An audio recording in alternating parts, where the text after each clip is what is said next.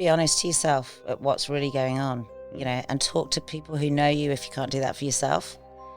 Because we all get stuck in our lies and then we can make them true. We are all wandering around this planet with what I call chronic comparisonitis, coupled usually with addiction to approval, which is all about the lies we tell ourselves. I'm not good at this, so-and-so's better than I am at that. Just stop telling ourselves lies because they keep us hiding, they keep us small. Stand up for yourself. So today I'm joined by an amazing human, my fellow chopstick. We can story for another podcast. That's right. But Annabel is the founder of Get Lucked, a brilliant business that we'll dive into later on in the episode. But before we do, I'd love, Annabel, for you to talk a little bit about what you were doing before you stepped into the world of business, or personal business, your own business. What were you doing? Oof, there's a question. Thank you, Jim, for having me.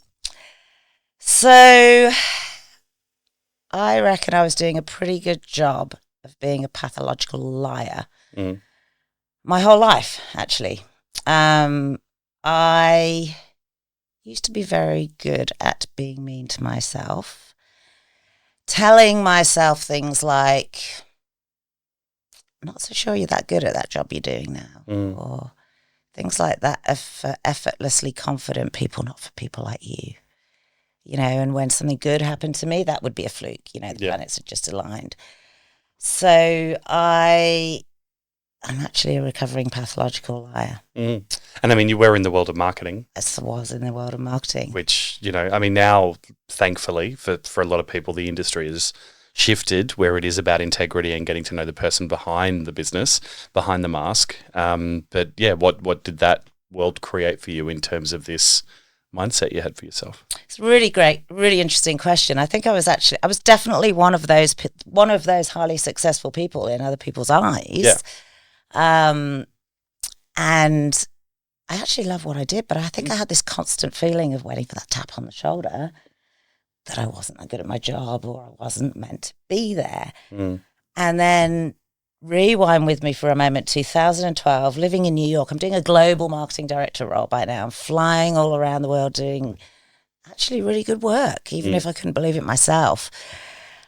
I get a medical diagnosis that basically presses Ctrl Alt Delete on my whole life. And I wasn't able to work, or at least work in that crazy bonkers capacity anymore. So I kind of lost everything. I lost my career. I lost my financial independence for a while. I was geographically displaced. I lost a lot of friends. I totally lost my marbles, and I haven't found those yet. But the good news is, and you don't need to. Most other stuff came good after that. But I spent years in between now and then hiding. Hiding, running, realizing that I'd been probably hiding and running my whole life, actually, and kind of waiting for that tap on the shoulder. Then it came. And so in my mind, I'd made that lie a reality. And I was never meant to be there. And the whole house of cards came tumbling down. And it wasn't much fun for quite a long time there. I mean, you've talked about a lot of moments of stuck and frustration and things that are that were kind of thrown at you. What was that point of unalignment maybe, or, holy shit, what do I do next, that led you to wanting to figure out, what you're doing now? It took a really long time. And I think, have you ever been in that feeling where eventually enough's enough? Enough now. And it took years. Yeah. But then I just knew there was another way, and I was meant for something else than sitting around feeling sorry for myself, underlining that lie that I'd made true, telling myself I was a failure. And so it was then that I retrained as a coach and came to join you guys at Level Up. And that changed everything for me, to the point where now I work with people to help save them some of the time, the money and the pain that I wasted and hidden or ran from for years. What was the lowest point? Like, what was maybe something that maybe you haven't shared publicly yet, but like that lowest point in your life before you sort of created that rebound for yourself?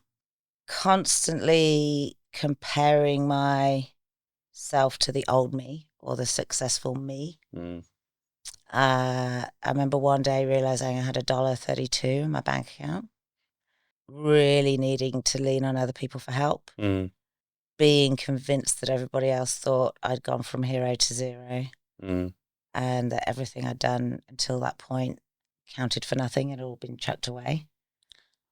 When did you stop seeing yourself as that never good enough and starting to see yourself as a potential successful entrepreneur? Because that does seem like such a humongous leap, but it's almost like an elastic band where the lowest point kind of creates the tension for the big swing. Yeah. Like what was that for you?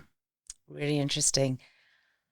I think it was a little tiny step that was an enormous step of courage, and actually exploring this coaching journey. So the first step is to sign up for an open day, and then one step leads to another, and now I'm here working with you guys. Yeah. But it was one step at a time. So it was almost like working on yourself is what helped you discover what you could do. Getting some belief in myself, realizing that there was a path forward and I wasn't stuck there, and just always knowing that next step forward. Yeah. Even if I don't know the one after that. It's a point that I talk about all the time. I think that sometimes it's even just going, how do you find out what the next step is? Like I remember, sitting on my couch watching Netflix, going through every possible sci-fi movie that I could to procrastinate when, to the point that there were no more sci-fi to watch on Netflix, which is a very, very hard thing to do. It took me a few months. But I remember seeing myself, on this table in my parents' granny flat, because like you, the money ran out. I moved back to home. There was $4 in the bank account, and that was it.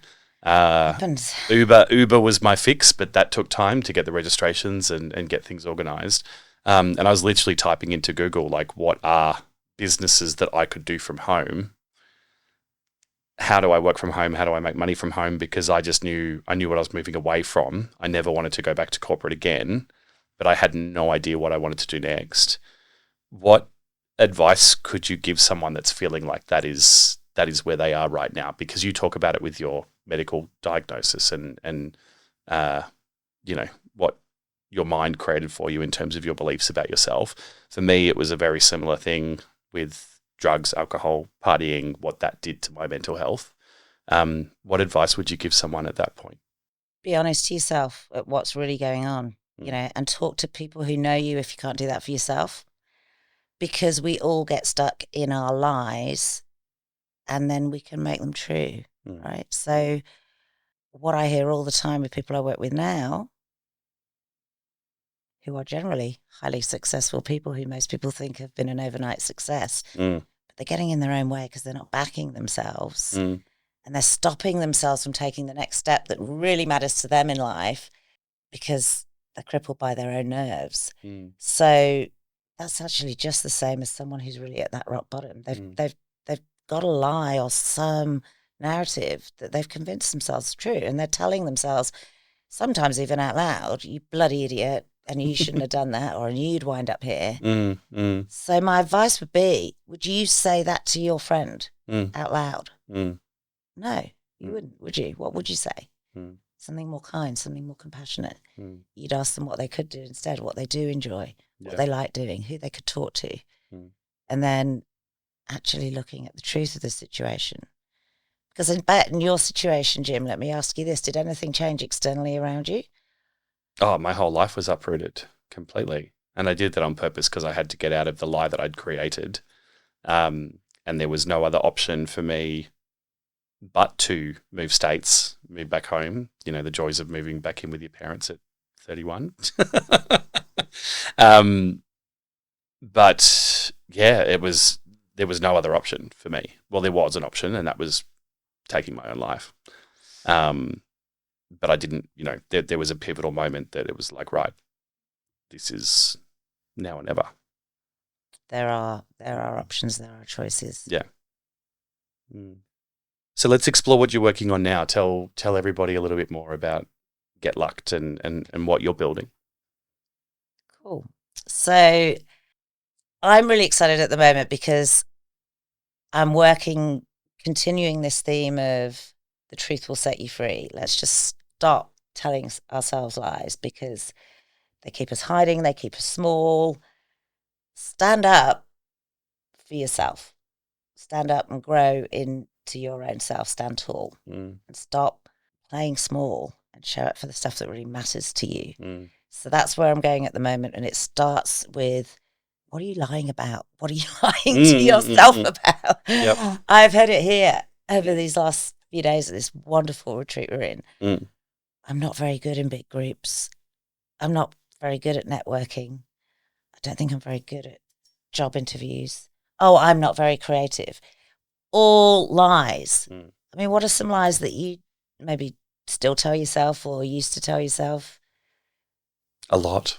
Yeah. I mean, look, even though, I guess I consider myself lucky because my dad had his own business, but, I was always telling myself that I couldn't start my own business. I couldn't, break out of that hamster wheel. I had to do what everybody else was doing. I had to climb the corporate ladder. The biggest one was that freedom came with the money.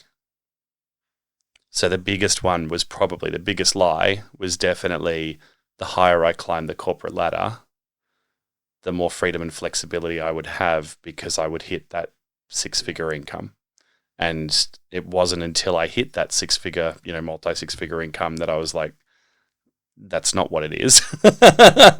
It comes with more hours. It comes with much more responsibility. It comes with being strapped to your desk and taking work home. And that's the expectation of the company that's hiring you because they're paying you so well. That's right. So, and I still remember I had a friend who worked for a phone company and,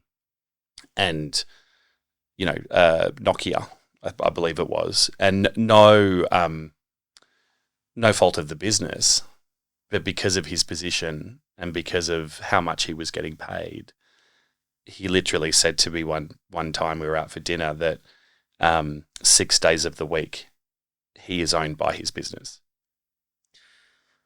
And that was okay. Like this wasn't a woe is me moment.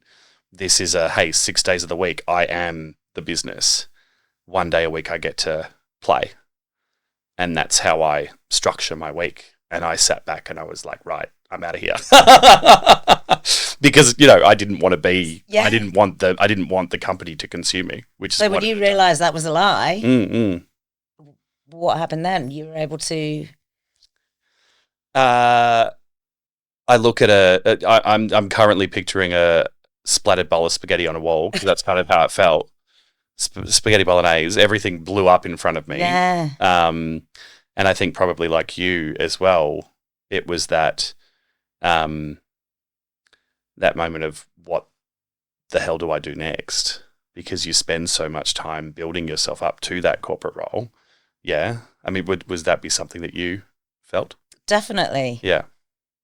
Like you said, it took a long time, right? Like what were the stages that you had to work through to get to where you are now?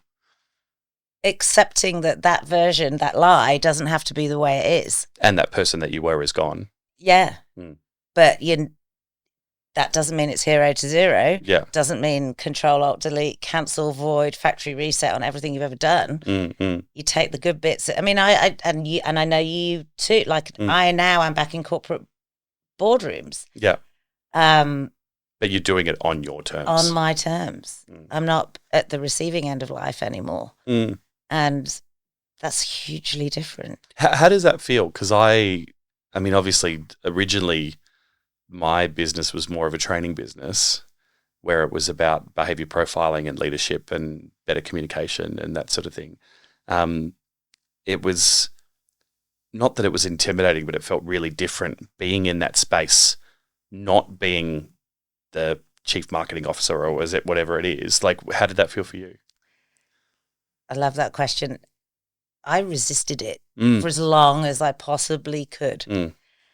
And until I couldn't resist it, it persisted, Yeah. could not resist any longer. Mm. All my clients were corporate Mm. and leaders, professionals, and then found myself back in the corporate boardroom Mm. and stopped resisting, of course, at some point before I arrived into that boardroom. And actually, it felt great. Mm. It was actually healing. And I hadn't realized that needed to happen. Mm. But I could look at the bigger, much more holistic me. Mm. And, well, then I had to stop lying to myself that everything I'd done in the past didn't count and I must have been rubbish at it and had all been deleted, because there I was with that whole rounded out experience of what I'd done before, but bringing all this new and extra knowledge with people in the room who know me personally from that career. So clearly they hadn't been sitting there for the last X number of years going, oh, yeah, well, she's a bit of a loser. Yeah, and not amazing. And not feeling like you have to hide. I think that was a big one for me. Going back to the lie, the mask that you wore, the lie that I'd created, all the lies that I'd created for myself to be the area manager, state manager, country manager, like all that sort of stuff. The person I felt I had to pretend to be. Yeah. It's exhausting. And it was why, like you said, I left corporate and I swore I would never work on another business again. And as we were joking this morning, I now work with 140 of them. So, which is amazing. But because I'm doing it on my terms and I get to do it in a real authentic way and I get to choose who I work with, which I'd love you to talk to in a moment, it made such a massive difference. And it comes back to choice and purpose, I think, doesn't it? So, to continue your question of what is it that I'm working on at the moment, I'm really tapping into the fact that we are all wandering around this planet with what I call chronic comparisonitis, coupled usually with addiction to approval, which is all about the lies we tell ourselves. I'm not good at this, so-and-so's better than I am at that. And when we strip away those lies, ask questions like, would you say that to your best friend? And is it really true? And how can you prove it? And what perhaps is something you're really good at? What do you get complimented on? Where do you get good feedback? Yada, yada, yada. That's where the freedom is. The truth sets us free, right? Yeah, exactly and we are all imprisoning ourselves. We are walking around life like we're in prison. And I think it might have been William Whitecloud said that we wander around this planet like we're in jail and we're busy trying to make friends with the prison guards and maybe do the odd bribe or ask for the sneaky escape route every now and then, or just a nicer dinner, whatever it is. We forget to look up and see there's not even any bars on the windows. It's all self-imposed, all self-created. And it just depends on how you look at it. So I think telling the truth, looking at those lies, really saying, well, is that true? What if it wasn't? Get out of jail free card. Yeah. My pleasure. Yeah. It's amazing. Yeah. It's amazing. We talk a lot about curating the room. So that freedom and flexibility of now being able to choose who you work with, which you don't really get to do in the corporate environment. What would you say with all the clients that you've worked with? What are the key strengths or key realizations or key beliefs they have that support them to create change when they work with you? Great question. I think when clients come to me and tell me what they want, it's often very different from what they actually need or what they discover they want or need. So I'll work with a lot of clients around thinking of going for that next job, but I don't know if I've got the confidence, or I've just been asked to MC my company conference, but I'm rubbish at public speaking. So we'll work through all of that and I'll help them with that. What is always beneath the surface, as we know, is some much bigger lie about the ceiling they've put on their own capability and what it is they think they can do or what it is they think they're rubbish at. They've put their own prison bars on their own life and they just don't think they're capable. And in a relatively short space of time, they look back on that person and think, I don't even recognize them, because I've been able to see what's true, what's possible, that I always have a choice.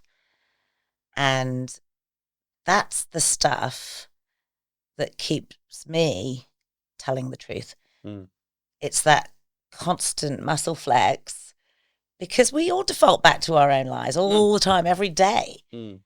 And in being able to work with people to help them get that clarity, get that next step, get that self-belief, which is what absolutely transforms how they show up. Those are like vitamins and minerals for me. It's what keeps me growing. What is the shift though? Because, we talk about mindset, we talk about accountability, we talk about beliefs, we talk about values, and especially the industry that we work in.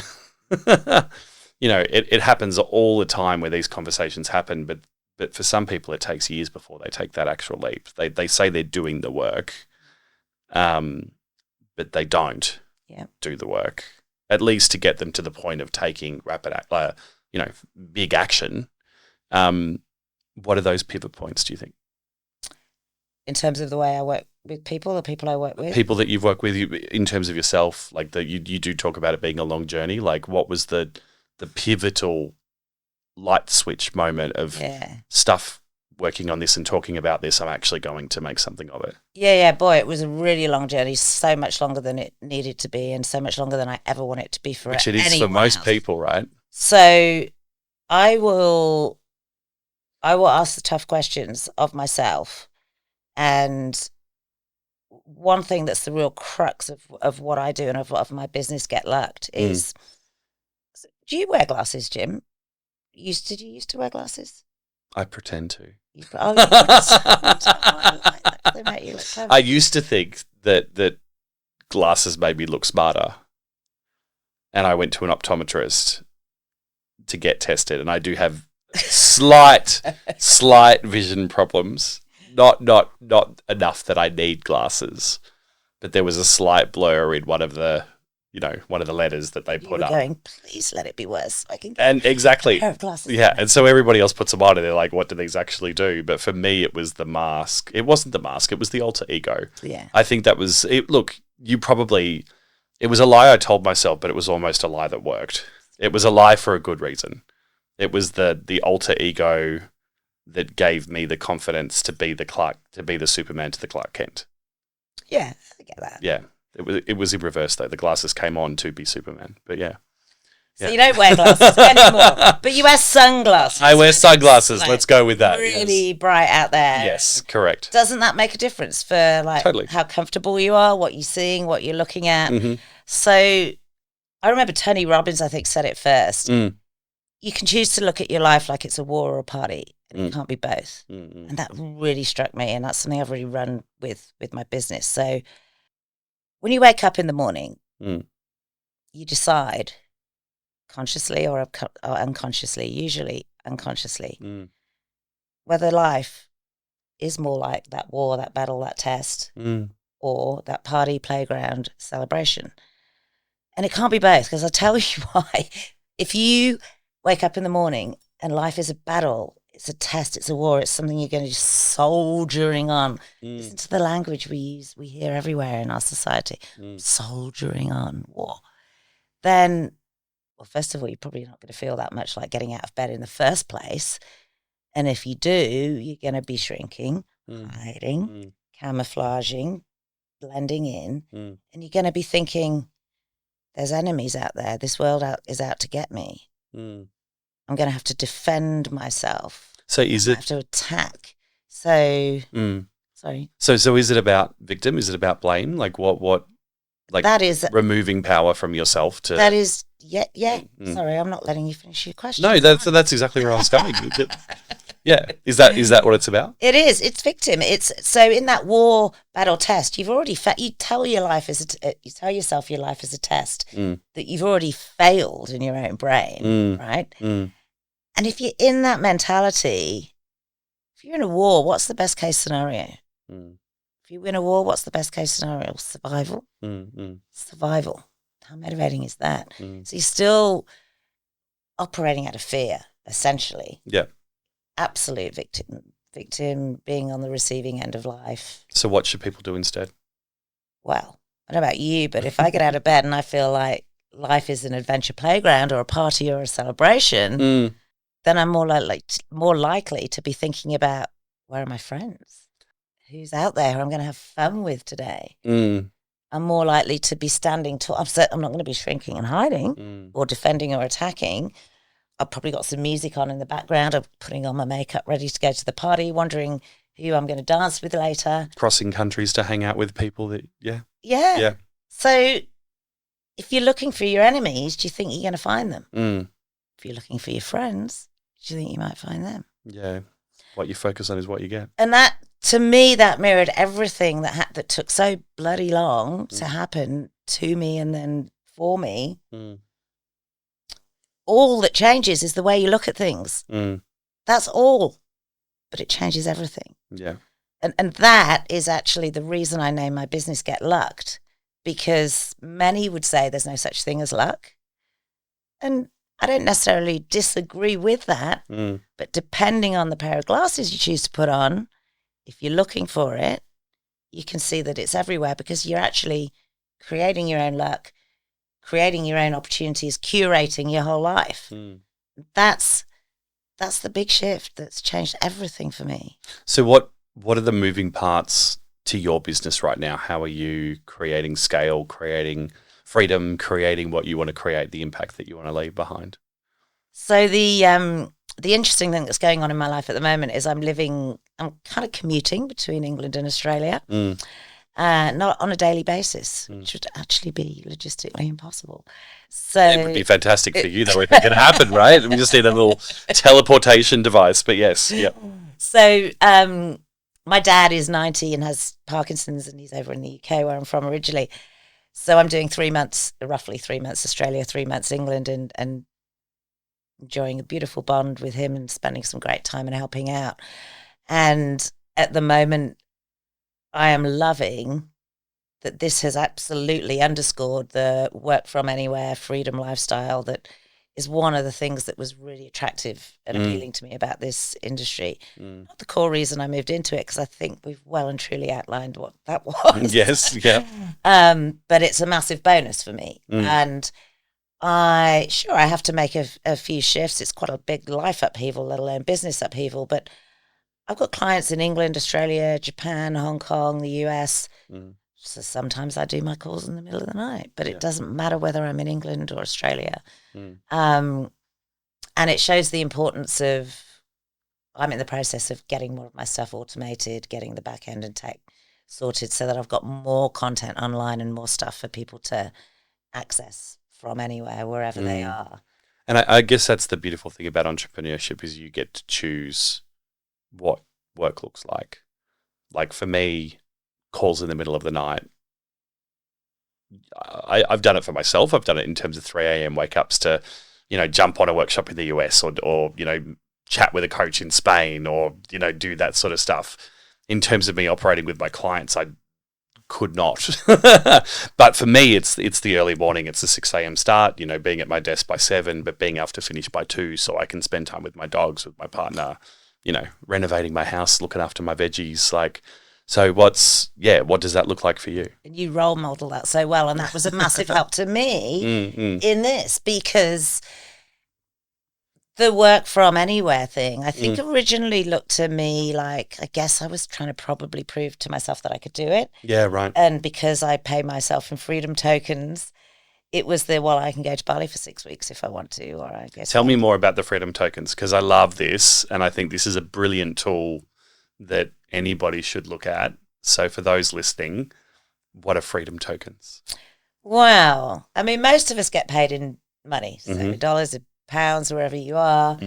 And I do also, and we all need that. To me, the question is, what does that give you? And what are your values, and what is your own personal currency? Value, currency, where do all those words come from, right? Freedom is one of my top values. So I get paid in freedom tokens, and that makes me so excited because it's fun and playful and adventurous. And currently the reason for my, I'm sort of road testing or plane testing, my aeroplane testing, my work from anywhere lifestyle in a way that I didn't expect to. It's not about going to Bali for 6 weeks at a time, although I do like to stop there on the way home. It's about a different need, which is being there for my father. But how beautiful and lucky am I that I'm able to spend this time with him in a way that I would not be able to do in that old corporate environment. If that's not the world's biggest freedom token, I don't know what is, you know.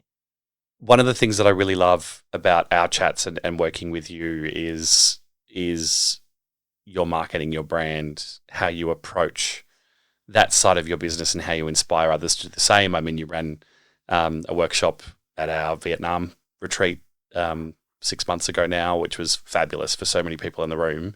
But you just have this beautiful way of approaching messaging and branding and marketing, and I'm assuming that's why you were so successful in that corporate world. That was a failure, remember? In your head, maybe. Thank you. What advice would you give? Because I think this is what a lot of people struggle with. I mean, even I'm just thinking back to a event that I was in Japan, and multi-million-dollar business owner was trying to work on his brand and his message, and he still hadn't got it right yet. What are the tips or strategies, or what are the biggest bits of advice you can give someone if they're trying to figure out what their brand is and what their marketing message should be? Feel it instead of overthinking it. Step into it. Have some fun with it. One of the things I like to say is I take my work very seriously. I do not take myself very seriously. Be prepared to be self-deprecating, vulnerable. Just have some fun. It creates connection. Yeah. Even, I've got one of your little stickers here. Like even this, having no idea what it's about, but let's hope that we can capture this on the screen. But, this QR code knows your secret. You instantly want to be able to scan it and see what happens. Like what makes you come up? How do you come up with stuff like this? Good question. I'm not sure I even know, but I think I'll ask myself, it's the ability to answer the what if, why not kind of questions. So for that particular one, I think I'd one day randomly, can't tell you where in my brain it came from, ask myself, if Banksy were running my business, what would he do? Yeah, okay. What would his tag be? So I thought I'd have a bit of fun with that. I'll play with some stickers. They can go on coffee cups. They can go on mirrors in backs of doors in bathrooms. Leave them lying around in places. Such a fantastic concept to think, because again, a lot of people say that it's very hard to stand out. But what if you bring other industries, other inspirations that people don't normally look at in your space? How can you merge, art with business, art with marketing? Yeah.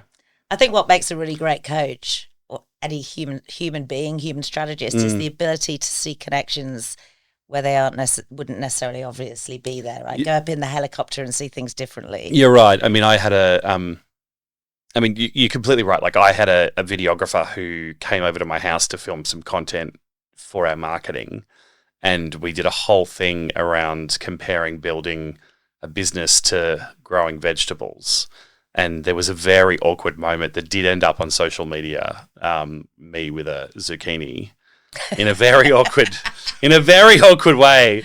Yes. And was obviously something that went quite, was quite popular because of the zucchini, not what I was talking about. But I think you're right. I think it's about that fun. It's about that not overthinking and trying to be too professional and embracing your authenticity and embracing that weirdo within yourself. Which is exactly why we don't need to change who we are in any shape or form. Exactly. So now when you picture freedom, and you are living it with your freedom tokens, but what does actual freedom look like for you now? Oof, good question. I think it's a combination of a couple of things. Part of it is, I was going to say physically where I am, but it's not so much physically where I am. It is geography and location, but it's not about where I am. It's knowing that I could be anywhere. That's the freedom, right?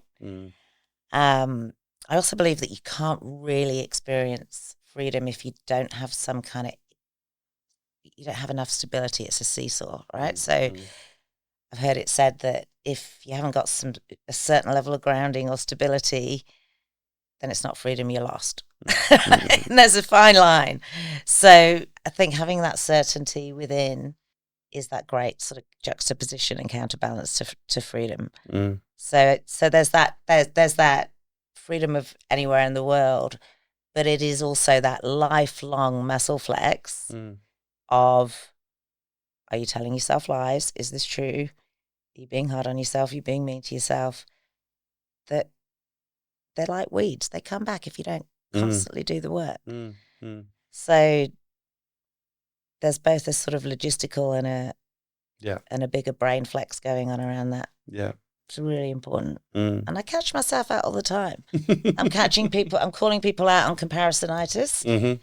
And then I'm comparing my comparisonitis scores to someone else. Go figure. We all do it all the time. And that's why we should laugh and enjoy. Because it's just a bunch of fun. Annabel, it's been a bunch of fun hanging out with you on this episode. It always is.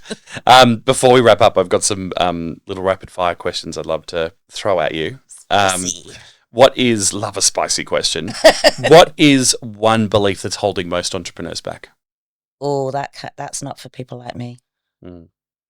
One strategy or tool that you'd never go without again? Level up. Am I allowed to say level up?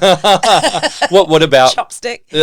What about level up? I mean, this is it's not a promotion for what we do, but what specific component of what you get from this community is what is the big support? That it's okay not to be okay. You don't need to be perfect. This is now not just one strategy, but I'm on a roll. Back yourself and believe there is a path, and just one step at a time. That's everything I thank Level Up for. One myth about freedom-based business that you wish we would all stop believing? That there's a ceiling and it's finite. Love that. And one thing that you'd say to the version of yourself just getting started? Stop bloody hiding and show up for the shit that matters to you. You've said yes to everyone else for your whole life. Start saying yes to yourself. Show up to yourself. If people want to learn more about what you do and chat to you or check out more of your Get Lucked business, where should they go? They should go to find out what that secret, the QR code knows. Oh, okay. And give me a call, come have a chat. If you're ready to have had enough of getting ready to be ready, if you want to have some fun, if you want to learn more about what I do, just want to have a chat, drop me a message, give me a call. Awesome. We'll have some fun. Annabel Rawson, it's been fantastic. We will put the QR code or the link to the QR code somewhere on the somewhere around this podcast. And thank you for your time. Thank you, Jim, and thank you for everything you personally and Level Up have done for me, my business, my belief, my comparisonitis. Thank you. You're welcome.